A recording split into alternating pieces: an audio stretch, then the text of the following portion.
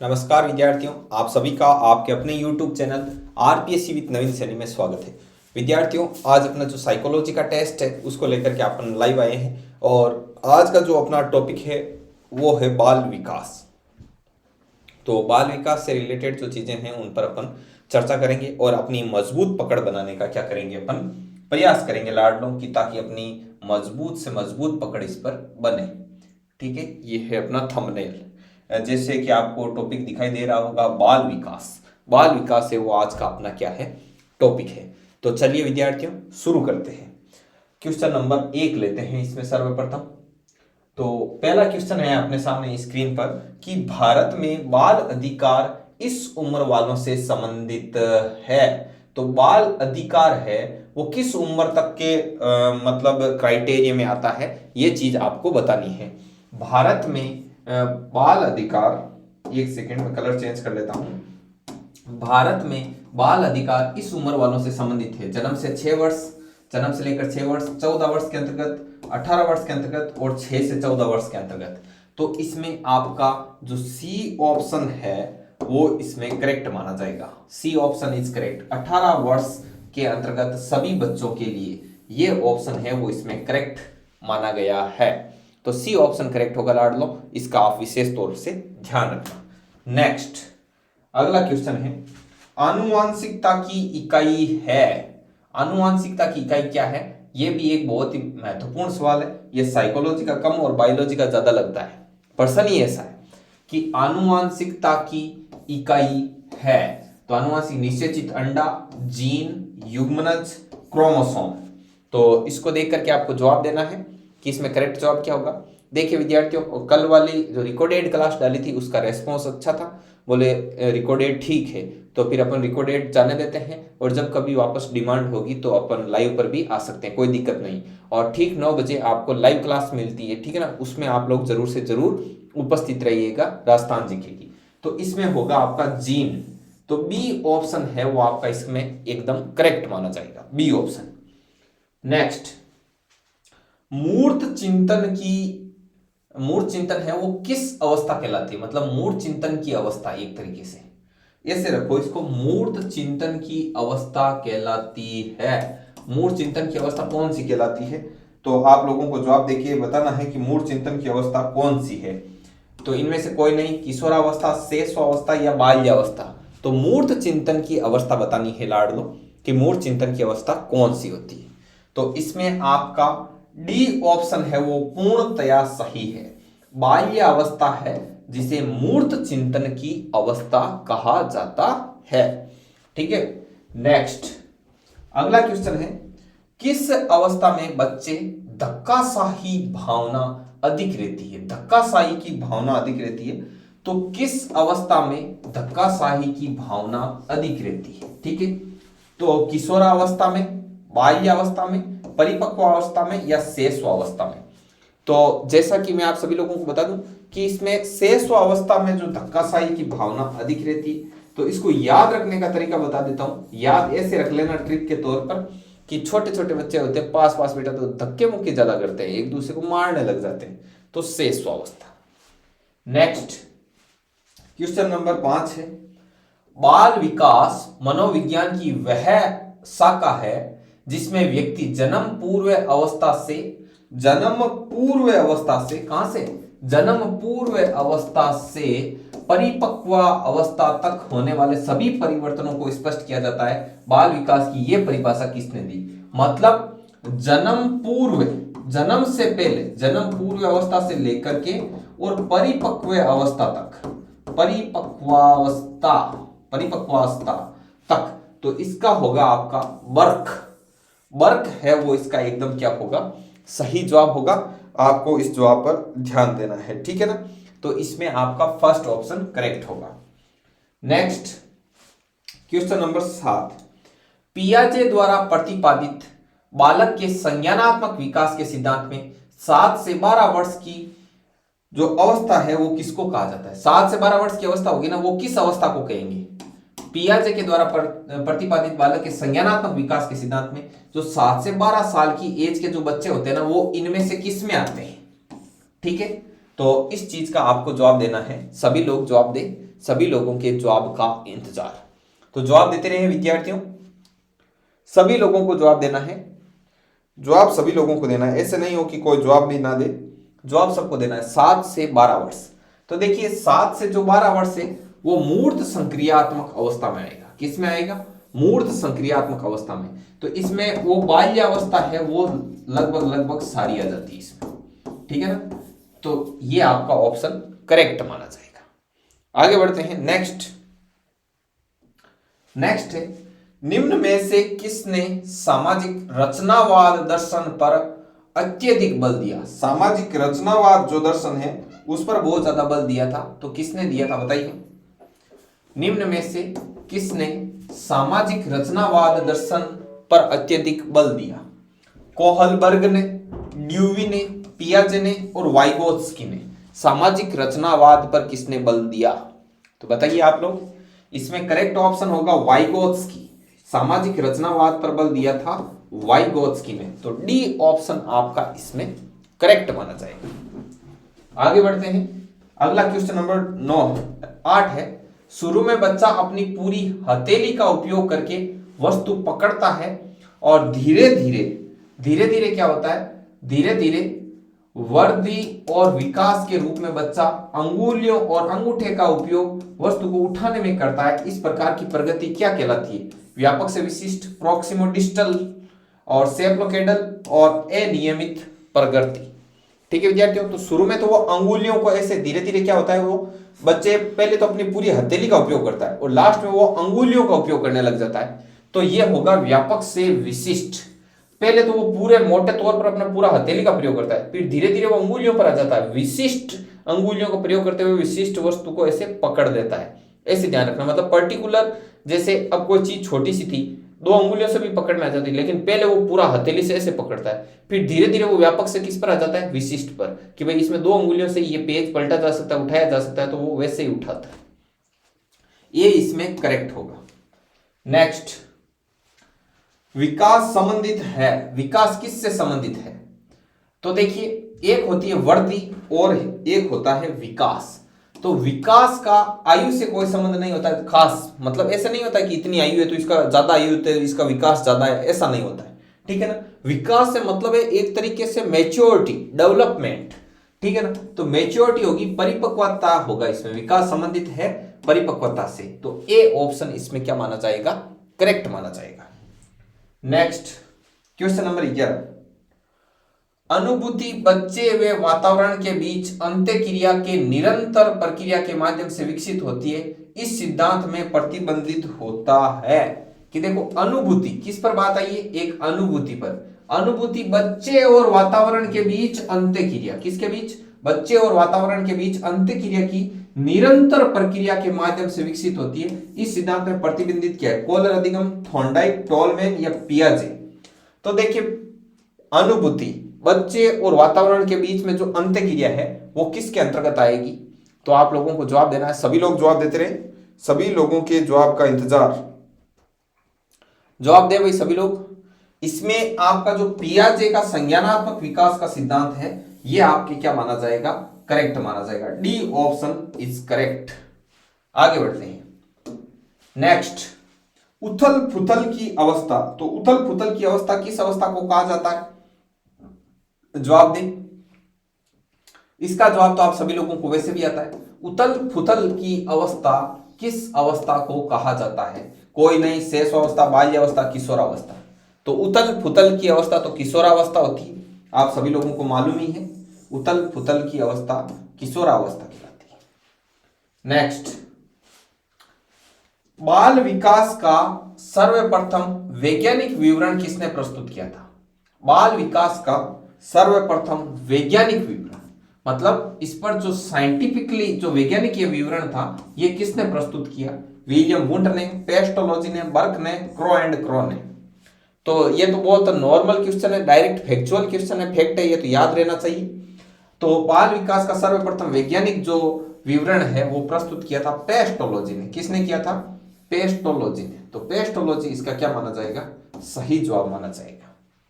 आगे बढ़ते हैं, क्वेश्चन नंबर 14, प्रथम बाल निर्देशन केंद्र किसके द्वारा खोला गया? प्रथम बाल निर्देशन केंद्र है वो किसके द्वारा खोला गया? प्रथम बाल निर्देशन केंद्र किसके द्वारा खोला गया? रूसो, विलियम हिली, प्लेटो और डार्विन। इसका सही जवाब देना है। सभी लोगों के जवाब का इंतजार, जवाब जरूर से जरूर देना है, ठीक है ना? तो सभी विद्यार्थी जवाब दें। प्रथम बाल निर्देशन, तो देखो प्रथम बाल निर्देशन केंद्र है वो विलियम हिली ने खोला था। किसने? विलियम हिली ने। तो बी ऑप्शन इसमें करेक्ट माना जाएगा। टॉप क्वालिटी के क्वेश्चन सिलेक्ट किए गए हैं आप लोगों के लिए, ठीक है ना? आगे है क्वेश्चन नंबर 14। बाल केंद्रित शिक्षा शास्त्र की क्या विशेषता है? भाई चाइल्ड सेंटर्ड, बच्चे को केंद्र में रखकर जो एजुकेशन दी जाती है उसकी क्या विशेषता है ये बताना है। बाल केंद्रित शिक्षा शास्त्र की क्या विशेषता है? बच्चों के अनुभवों को प्रमुखता देता है, यंत्रवत याद करना तो ये बाल केंद्रित में नहीं आता, केवल पाठ्य पुस्तकों पर निर्भर होना ये भी नहीं आता, योग्यता के आधार पर विद्यार्थियों को नामांकित करना तथा वर्गीकरण करना ये भी नहीं आता। आप यदि बच्चे के जो एक्सपीरियंस है उनको इंपोर्टेंस देते हो तो ये आपका किस में आएगा? बाल केंद्रित शिक्षा में माना जाएगा। Next question number 15। निम्न में से कौन सा असंगत है? ठीक है ना? कौन सा असंगत है मतलब जो सही सेट नहीं है वो बताना है, ठीक है ना? तो कौन सा असंगत है? देखो जीन पियाजे वो संज्ञानात्मक से रिलेटेड है तो ये बात बिल्कुल सही है, ठीक है ना? ये बात सही है। जे ब्रेसफोर्ड ने एकड़ अनुदेशन दिया ये भी बात सही है। स्किनर व्यवहारवादी हैं ये भी बात सही है। लेकिन एल एस वाइगोस्की ने व्यक्तिगत रचनावाद नहीं दिया था, इन्होंने तो वो सामाजिकता वाला भाव बताया था, ठीक है ना? कि भाई लोग क्या करते हैं मतलब आपस में लोगों को देख करके उनके मतलब समीप रह करके समीपस्थ विकास क्षेत्र जोन ऑफ प्रॉक्सी डेवलपमेंट वाला वो दिया था, ठीक है ना? तो डी ऑप्शन ए संगत है। अगला, भावी जीवन की सफलताओं व असफलताओं की नींव का काल कौन सा है? तो इसका जवाब देना है भावी जीवन की सफलताओं व असफलताओं की जो नींव है वो किस अवस्था में रखी जाती है? भावी जीवन की सफलताओं वे असफलताओं की नींव है उसका काल कौन सा होता है? बाल्यकाल, शैशव काल, कोई नहीं, या किशोर? ये किशोर काल है, ठीक है ना? ध्यान रखना। तो इसमें तो बाल्यकाल होगा, बाल्यकाल आपका एकदम सही जवाब माना जाएगा, ठीक है ना? बाल्यकाल इसमें सही माना जाएगा, भावी जीवन की सफलताओं वे असफलताओं वाला, ठीक है? नेक्स्ट, समुचित सांवेगिक विकास की दृष्टि से स्वर्णिम काल। समुचित सांवेगिक विकास, संवेगों का विकास की दृष्टि से स्वर्ण काल कौन सा माना जाता है? गोल्डन एज कौन सी मानी जाती है? जिसमें सबसे ज्यादा संवेगों का विकास हो, ठीक है ना? संवेग परिपक्व हो जाए, संवेगों में परिपक्वता आ जाए। तो इसका आप लोगों को जवाब देना है समुचित सांवेगिक विकास की दृष्टि से स्वर्णिम काल कौन सा है? तो इसमें देखो आपको लगेगा जरूर ऐसा कि किशोरावस्था होगा, लेकिन मैं बता दूं इसमें शैशवावस्था सही जवाब है। शैशवावस्था यदि आपको अभी तक ज्ञात नहीं था तो इसका आप स्क्रीनशॉट ले लेना, ठीक है ना? Next question number 19। बाल विकास का संबंध आयु प्रवृत्ति से है। यह आयु प्रवृत्ति विशेष रूप से चिंतन, समस्या समाधान, ठीक है ना, और सृजनात्मकता, नैतिक तर्क तथा व्यवहार इत्यादि क्षेत्रों से संबंधित है। यह परिभाषा किसने दी थी? बाल विकास का संबंध आयु प्रवृत्ति से है। ये डिफरेंट टाइप की ये जो परिभाषा है ये किसने दी थी ये आपको बताना है। तो मैं बता दूं इसकी जो ये परिभाषा दी थी मुसेन व अन्य ने। किसने दी थी? मुसेन व अन्य ने ये परिभाषा दी थी। तो परिभाषाओं को सीधा रट्टा मारना, अभी तक नहीं देखी तो इसका स्क्रीनशॉट ले लेना। नेक्स्ट है, बच्चे के विकास को अक्सर शारीरिक, संज्ञानात्मक, भावनात्मक और सामाजिक जैसे व्यापक क्षेत्र में विभाजित किया जाता है। विकास प्रक्रिया इन क्षेत्रों में कहां तक संबंधित है? भाई बच्चे का जो विकास होता है तो उसमें सभी आता है कि शारीरिक विकास, संज्ञानात्मक विकास, भावनात्मक विकास और सामाजिक, इन क्षेत्रों में अलग अलग डिवाइड करते हैं अपन विकास को, ठीक है? और विकास प्रक्रिया इन क्षेत्रों में कहां तक संबंधित है ये बताना है। तो इसमें यह सही होगा आपका एक एकीकृत और समग्र प्रकार में विकसित। एक एकीकृत और समग्र प्रकार में विकसित, ये आपका एकदम परफेक्ट जवाब माना जाएगा। आगे बढ़ते हैं, अगला क्वेश्चन है, एरिक्सन के अनुसार बच्चों का मनोसामाजिक विकास 8 चरणों में होता है। तो पहले बात तो ये बता दूं कि एरिक्सन ने कौन सा जो दिया था सिद्धांत, ये यहां से क्लियर हो जाता है कि एरिक्सन ने मनोसामाजिक विकास का सिद्धांत दिया। कौन सा? मनोसामाजिक विकास का सिद्धांत, मनोसामाजिक विकास का सिद्धांत दिया था। और एरिक्सन ने कितने चरण बताए थे इसके? तो एरिक्सन ने 8 चरण बताए थे। कितने चरण बताए थे? 8 चरण बताए थे। अब ये बोल रहा है कि यदि कोई कक्षा 3 का छात्र है तो वो किस चरण में आएगा? तो मैं बता दूं, कक्षा 3 का छात्र है मतलब 5 साल में तो स्कूल डालो 3 ये, तो कक्षा 3 का छात्र 8 साल का है, तो 8 साल का किस में आता है? परिश्रम बनाम हीनता में आता है। ये आपका होगा ये, क्योंकि 7 से 12 वाले सारे किसी में आते हैं? इसमें परिश्रम बनाम हीनता में, तो 8 वर्ष इसमें कवर हो जाएगी। तो इस प्रकार से आपको मतलब किसी भी क्वेश्चन को देखते हो तो उसको एनालिटिक अप्रोच के साथ उसको रीड करना है। आगे देखिए, WHO ने किशोरावस्था की अवस्था मतलब किस एज से किस एज तक को उसने किशोरावस्था माना है? WHO के अनुसार, वर्ल्ड हेल्थ ऑर्गेनाइजेशन WHO के अनुसार किशोरावस्था है वो कब से कब तक की एज कहलाती है? तो ये तो सीधा ही स्पष्ट है, आपको डायरेक्टली याद होगा। देखो 10 से 14 होने से रहा, 12 से 18 तो अपन लोग मानते हैं, 10 से 21 भी होने से रहा, तो इसमें होगा 10 से 19 वर्ष की अवस्था। ये ए इसमें करेक्ट माना गया है, ठीक है ना? तो इसका ध्यान रखना। अगला, भारत में बाल मनोविज्ञान संबंधी अध्ययनों को कब से प्रारंभ हुआ? मतलब बाल मनोविज्ञान है ना, उस पर जैसे रीडिंग कब से स्टार्ट की गई इंडिया में, ठीक है? तो ये भी सीधा फैक्ट है, इसमें होगा 1930 इसका आपके एकदम परफेक्ट जवाब माना जाएगा। भारत में बाल मनोविज्ञान संबंधी अध्ययनों को प्रारंभ हुआ था 1930 से। नेक्स्ट क्वेश्चन नंबर 24, जीन पियाजे ने के अनुसार निम्नलिखित में से किस अवस्था में बालक अमूर्त चिंतन तथा तार्किक योग्यताओं का विकास होता है? अमूर्त चिंतन और तार्किक योग्यताओं का विकास, तो ये तो होता है भाई साहब किशोरावस्था में। किशोरावस्था में मतलब ये मान के चलो आप 13 से 18 साल की एज में, ठीक है? तो ये आएगा आपके जीन पियाजे के अनुसार कौन सी स्टेज में आएगा? औपचारिक संक्रियात्मक अवस्था में। किस में आएगा? औपचारिक संक्रियात्मक अवस्था में। बी ऑप्शन इसमें करेक्ट माना जाएगा। आगे बढ़ते हैं, अगला है 17वीं शताब्दी में स्कूल ऑफ इन्फेंसी की स्थापना किसने की? 17वीं शताब्दी में स्कूल ऑफ इन्फेंसी मतलब इसको ऐसे भी बोलते हैं शिशुगर ऐसे भी लिखा हुआ मिलेगा आपको कहीं कहीं पर, है ना? की स्थापना किसने की? तो इसकी स्थापना की थी कॉमेनियस ने। किसने की थी? कॉमेनियस ने इसकी स्थापना की थी, ठीक है? तो ये आपके जो 24 क्वेश्चन है वो अपन ने कंप्लीट कर लिए। बहुत ही अल्प समय में हमने टोटल 24 क्वेश्चन है वो कंप्लीट किए, और इसी के साथ जो अपना बाल विकास वाला जो चैप्टर है वो कंप्लीट हो चुका है।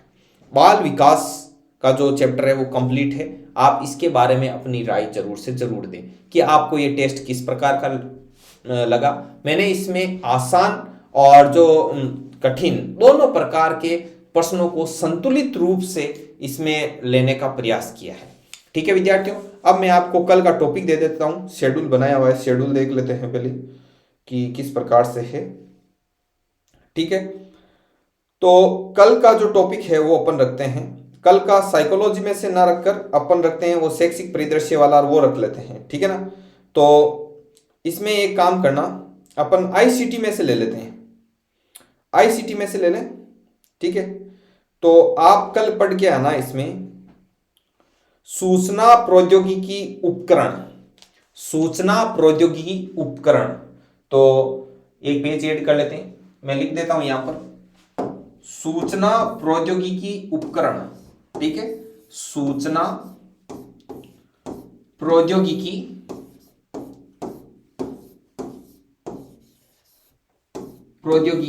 उपकरण, ठीक है ना? मतलब आईसीटी से रिलेटेड जो भी आपके उपकरण हैं वो आपको क्या करने हैं? पढ़ के आने हैं। तो कल का टेस्ट अपन आईसीटी पर रखेंगे, ठीक है ना? तो आपका जो आईसीटी का जो टॉपिक है वो आप कल पढ़ के आना। आईसीटी वाला। कौन सा? आईसीटी। आईसीटी में भी कौन सा? उपकरण। साइकोलॉजी में एक बार का मोटे मोटे तौर पर अपन ने दौरा कर लिया है, ठीक है ना, एक दौड़ लगा दी, अधिगम पढ़ लिया, ठीक है ना, बुद्धि पढ़ ली, व्यक्तित्व पढ़ लिया, समायोजन पढ़ लिया, ठीक है ना, बाल विकास को पढ़ लिया, और भी जैसे टॉपिक है तो अपन बीच बीच में लेते रहेंगे, ऐसी कोई बात नहीं, कोई तकलीफ वाली बात नहीं।